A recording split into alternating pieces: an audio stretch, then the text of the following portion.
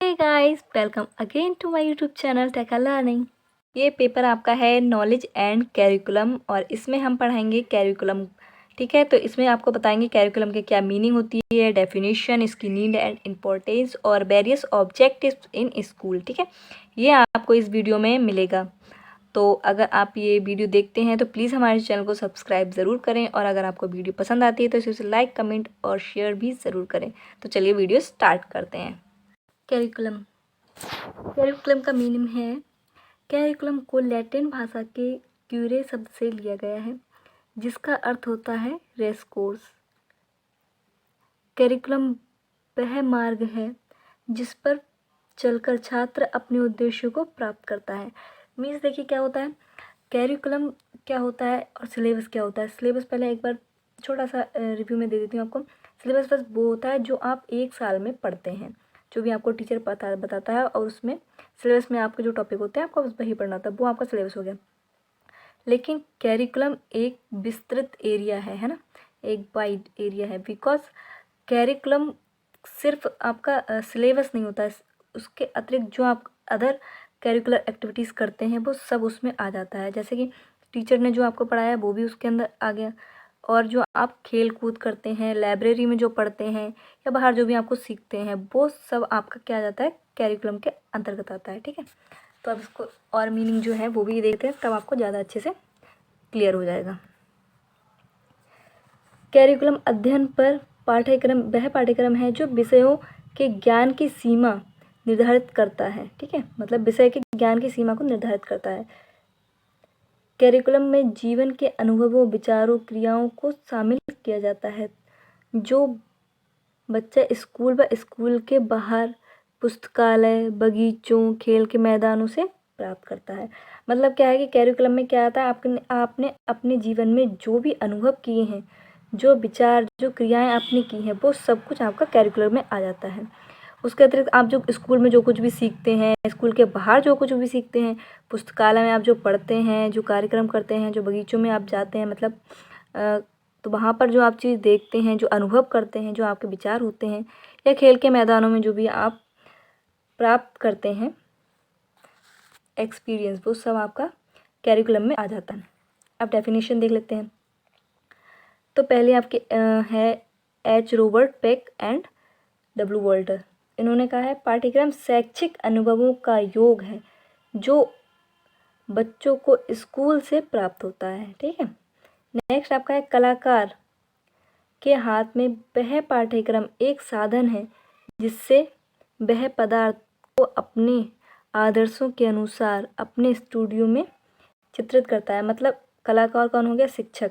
तो शिक्षक क्या करता है, शिक्षक के हाथों में एक पाठ्यक्रम क्या चीज़ है, एक साधन है जिसके थ्रू वो क्या करता है, शिक्षार्थी को अपने उद्देश्यों को प्राप्त करने के लिए चित्रित करता है। कहाँ पर, विद्यालय में। ठीक है, ये आपका कनिंघम ने लिखा है। नेक्स्ट आपका है मुनरो ने लिखा है पाठ्यक्रम में वे सभी क्रियाएं सम्मिलित हैं जिसका उपयोग हम शिक्षा के उद्देश्यों को प्राप्त करने हेतु विद्यालय में करते हैं। ओके, अब देख लेते हैं इसका नेचर क्या है। नेचर ऑफ कैरिकुलम, नेचर क्या है, नियोजित उद्देश्य, आदर्श, भिन्नता, शिक्षा का नियोजन। ठीक है, शिक्षण का नियोजन। तो नियोजित क्या है, नियोजित ये है आपका कि पुस्तकालय सदैव नियोजित होता है। जैसे पाठ्यक्रम एक नियोजित है, पाठ्यक्रम एकदम नियोजित होता है। पाठ्यक्रम जो कुछ भी है पहले से ही डिसाइड होता है कि आपके पाठ्यक्रम में ये चीज़ें पहले से होंगी या इसमें ये कार्यक्रम आपको करने होंगे, क्रियाएं करनी होंगी। ठीक है, तो ये आपका नियोजित हो गया। तो पाठ्यक्रम कैसा होता है, नियोजित होता है। ये उसकी प्रकृति है। उद्देश्य, उसके उद्देश्य बिल्कुल क्लियर होते हैं कि आप अगर पढ़ रहे हैं तो हाँ आपको डिग्री प्राप्त करनी इसलिए आप पढ़ रहे हैं, या जो भी आप कुछ पढ़ रहे हैं सब उसके उद्देश्य एकदम क्लियर होते हैं। आगे आपका है आधार। तो पाठ्यक्रम के बहुत सारे आधार होते हैं, जैसे मनोवैज्ञानिक आधार, सामाजिक आधार, है ना। ये सारे आधार आपको आगे में पढ़ाऊंगी, उसमें भी आपको देखने को मिल जाएगा काफ़ी कुछ। ठीक है, भिन्नता, भिन्नता किस तरह होता है, शिक्षक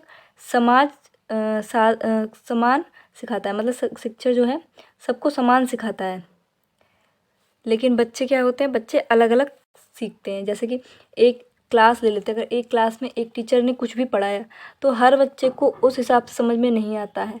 हर इंसान मतलब हर बच्चा अपने अपने हिसाब से अलग अलग अपनी क्षमताओं के अकॉर्डिंग सीखता है, इसीलिए कोई बच्चा टॉपर आ जाता है तो कोई बच्चा फेल भी हो जाता है। टीचर तो सबको सेम ही पढ़ाता है, तो ये हो गया भिन्नता। शिक्षण का नियोजन, शिक्षण कैसे कैसे और कितना और कब करना चाहिए, ये सब किस में आता है आपका शिक्षण का नियोजन में।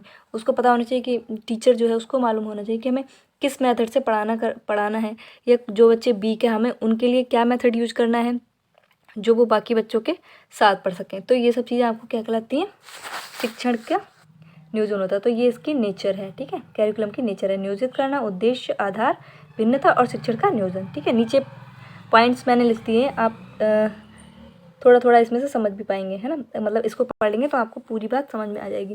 जैसे नियोजन में क्या था, पाठ्यक्रम नियोजित होता है। उद्देश्य क्या है, प्रकृति से उद्देश्य की प्राप्ति की जाती है। नेक्स्ट आपका आधार, के आधार कौन कौन से होते हैं, मनोवैज्ञानिक, सामाजिक, दार्शनिक, सांस्कृतिक आधार, है ना, ये सारे आधार होते हैं। भिन्नता क्या है, शिक्षक समान सिखाता है, सबको सिखाता समान है, लेकिन बच्चे अपनी अपनी क्षमताओं के अकॉर्डिंग सीखते हैं।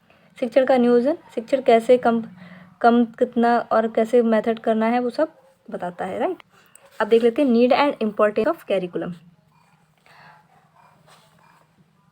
तो helpful in achieving aims and objectives of education, है ना, एजुकेशन में आपका एम्स और ऑब्जेक्टिव को अचीव करने में ये हेल्प करता है कि हमारे शिक्षण के क्या उद्देश्य है, उन उद्देश्यों को हम समझ के कैरिकुलम हमें सिखाने की कोशिश करता है।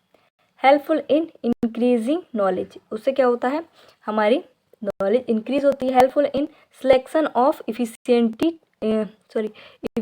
टीचर्स, ठीक है, helpful in selection of efficient teaching method, ठीक है। तो मैंने ये इंग्लिश में लिखे और नीचे आपके हिंदी में भी लिखे हुए हैं, तो जो बच्चे इंग्लिश में हैं वो आप इंग्लिश में देख सकते हैं और जो बच्चे हिंदी के वाले हैं वो हिंदी में भी देख सकते हैं।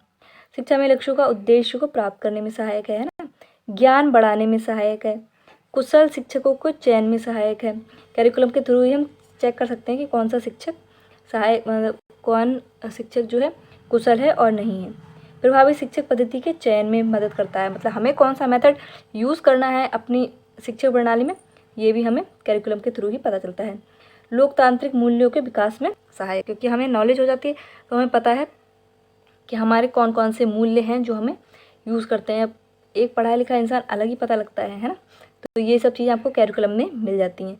विभिन्न कौशलों के विकास में सहायक, बहुत सारे कौशल जो हैं आपके कैरिकुलम में सिखाए जाते हैं, जैसे एक्स्ट्रा एक्टिविटी कराई जाती है या फिर आपके वाद विवाद प्रतियोगिता कराई जाती है, जो खेल कराए जाते हैं, तो वो क्या आते हैं आपके विभिन्न कौशल में आपका विकास करते हैं। विभिन्न छात्रों और विभिन्न खोजों और नवाचारों में सहायक, जो कैरिकुलम में जो कुछ मतलब कैरिकुलम में सिर्फ आपका जो बुक आपको अवेलेबल कराई जाती है सिर्फ वही नहीं है, और कुछ भी और बहुत कुछ भी होता है जो कि नई नई खोजे हुए हैं, वो आप देख सकते हैं, सर्च कर सकते हैं उन्हें, ठीक है, वो सब आपको मिलती रहती है जानकारी, जो कुछ भी नया होता रहता है अगर आप पढ़ाई से या कैरिकुलम से जुड़े हुए हैं। मूल्यांकन को आसान करने में सहायक, आपको किसी चीज़ का इवोल्यूशन करना है, अपना ही इवोल्यूशन करना है, तो उस चीज़ में भी आपका कैरिकुलम बहुत ज़्यादा आवश्यक है, हेल्प करता है आपकी। व्यावसायिक मामलों में ज्ञान में सहायक, ठीक है। नेक्स्ट आपका है पाठ्य पुस्तक तैयार करना, पाठ्य पुस्तक को तैयार करने में कैरिकुलम का विशेष महत्व है। शिक्षण अधिगम स्थितियों को व्यवस्थित करने में सहायक। नेक्स्ट आपका योजना निर्देशन में सुविधाएं, है ना, आपको योजना बनानी है कि हम किस तरह से टीचिंग करनी है, तो उसमें भी आपका कैरिकुलम सहायक हो जाता है। सीखने की प्रक्रिया की निरंतरता, और नेक्स्ट आपका पाठ्यक्रम और राष्ट्रीय एकता में सहायक। तो मतलब ये है कि आप कैरिकुलम आपकी सहायता कैसे कर सकता है कि आप जानते हैं कि आपको उस तरह की नॉलेज हो सकती है, आप उससे बहुत सारी बातें सीख सकते हैं कैरिकुलम में, क्योंकि वो सिर्फ स्कूल में ही नहीं, स्कूल से बाहर की चीज़ें भी आपको सिखाता है। वाद विवाद जब आप प्रतियोगिता होती है या फिर कहीं और आपकी कोई कंपटीशन कराते हैं स्कूल के थ्रू, तो उसमें क्या होता है, आप अलग अलग चीज़ें देखते हैं और स्टूडेंट जो दूसरे स्कूल के स्टूडेंट्स हैं उनसे मिलते हैं, उनके टीचर्स से मिलते हैं, उनके स्टाफ से मिलते हैं, तो आपके वो अलग ही एक्सपीरियंस होते हैं और उन्हें आप अपने कैरिकुलम में ऐड करते रहते हैं, ठीक है। नेक्स्ट है आपका वेरियस ऑब्जेक्टिव्स इन स्कूल।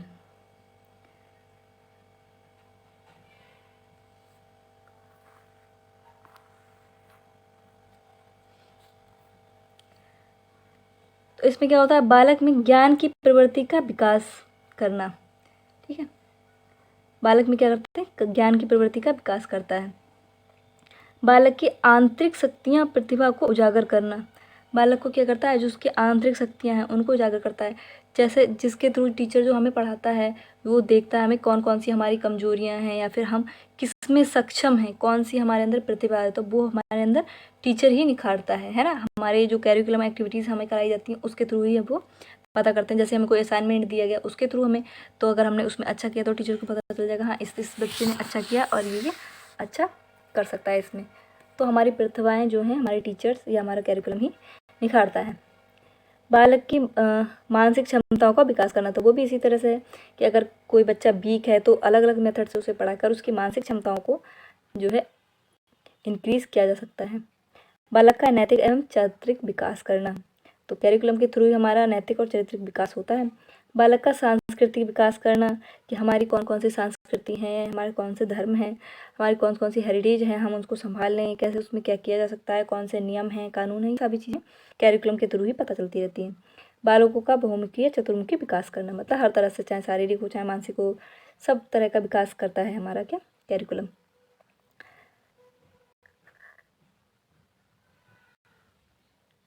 बालक की योग्यताओं क्षमताओं का विकास करना, तो बालक में जो योग्यताएं हैं उनकी क्षमताएं हैं उनको पता करके उनको और अधिक निखारता है, किसके थ्रू, कैरिकुलम के थ्रू। बालक की प्रकृति को विकसित करने में सहायक है ना, मस्तिष्क की गतिशीलता और व्यापकता प्रदान करना, मतलब इस तरह के हमारे लिए असाइनमेंट दिए जाते हैं जो जिसमें हमारी मेंटली एबिलिटी का बहुत ज़्यादा यूज़ होता है, तो वो हमारी गतिशीलता जो है बढ़ जाती है। और लगातार हमें असाइनमेंट या फिर कुछ ना कुछ जो को कैरिकुलर एक्टिविटीज़ कराई जाती हैं जिससे हम बिल्कुल फ्री नहीं होते हैं और हमारा जो मानसिक विकास है वो निरंतर बढ़ता रहता है। बालक में प्रजातांत्रिक भावनाओं को विकास करना, बालक की भावी जीवन हेतु तैयार करना, मतलब आगे आप क्या करेंगे उसके थ्रू हमें रेडी किया जाता है कि अगर हम कोई किसी चीज़ की विशेष कोई नौकरी करना चाहते हैं या कोई व्यवसाय करना चाहते हैं तो उस तरह की हमें कैरिकुलम मिल जाता है। अगर आप चाहें तो जैसे बीबीए अगर आप करते हैं तो आपको वो आपके व्यवसायिक एक तरह से हो गया, तो वो आपको सिर्फ उसी की नॉलेज देंगे जिसके थ्रू आप अच्छा गेन कर पाएँ और आगे जाके अपने भावी भविष्य के लिए अच्छा कार्य कर पाएँ, है ना। बालक का व्यवसायिक विकास करना, तो व्यवसायिक विकास भी यही है कि आप ये सब चीज़ करते हैं तो आपका व्यवसायिक विकास ही होता है। बालक का व्यावहारिक विकास करना, जैसे कि अभी मैं बताया जैसे कि वाद विवाद प्रतियोगिता होती है या और कुछ भी होता रहता है आपके क्लास में असाइनमेंट दिए जाते हैं, तो कुछ ऐसा होता है कि ग्रुप असाइनमेंट दिए जाते हैं या फिर आपको कोई कंपटीशन कराई जाती है, स्काउट गाइड कराई जाती है, सबको आपको ग्रुप में करना होता है और दूसरे स्कूल के बच्चों के साथ करना होता है, तो उससे क्या होता है आपका व्यवहारिक विकास होता है। बालक में सामाजिक उत्तरदायित्व के निर्वाह की योग्यता का विकास करना, है ना। सामाजिक उत्तरदायित्व क्या, कि हमें सिखाया जाता है कि हम भारत के नागरिक हैं और हमें किस तरह का व्यवहार करना चाहिए, अगर कुछ कुरीतियाँ जो हैं तो उनसे हमें कैसे पार करना चाहिए, वो सब आपको सिखाया जाता है कैरिकुलम के थ्रू। बालक की सृजनात्मक शक्तियों का विकास करना, ठीक है। तो ये आपका यहाँ पर हो गया वेरियस ऑब्जेक्ट्स इन स्कूल। तो स्कूल में आपका क्या उद्देश्य है कैरिकुलम का वो यहाँ पर आपको बता दिया गया। आप चाहें तो स्क्रीनशॉट ले सकते हैं इसका, ठीक है। उससे पहले आपको क्या बताया था, need and importance of curriculum, ठीक है। तो ये आपका need and importance of curriculum हो गया। और उससे पहले नेचर, आपकी जो नेचर है कैरिकुलम का वो आपका ये हो गया, और ये आपकी डेफिनेशन और ये आपका मीनिंग, ओके। आप चाहें तो डेफिनेशन ये ले सकते हैं, अगर आपको और कोई डेफिनेशन जो इजी लगती है आप वो भी उसमें ऐड कर सकते हैं। Okay friends, thanks for watching.